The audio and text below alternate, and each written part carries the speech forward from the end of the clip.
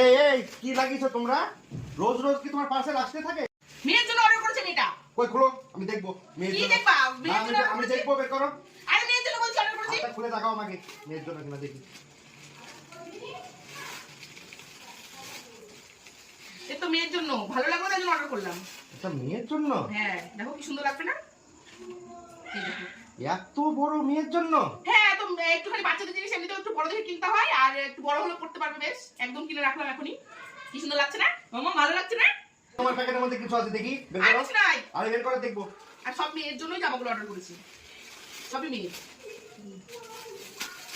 এত সব মেয়ের জন্য? তো মেয়ের জন্য না, তো মেয়ে হচ্ছে এখন আস্তে আস্তে বড় হচ্ছে, বড় দেখে কিনতে হবে না? পাগলের মতো কি বকো তুমি? দেখো তো কি সুন্দর লাগবে মেয়েকে। দাঁড়াও দেখো, এটা আবার কি সুন্দর। এই দেখো বেবি বেবি বেবি টাইপের কলার। দেখি মামা কি সুন্দর, তাই না বেবি? ভালো না? বাবাকে বলে দাও। আর এটাও মেয়ের জন্য, এটা এত ভালো লাগবে মানে একদম খুব সুন্দর। এটা তো আরো সুন্দর বেবি, দেখি।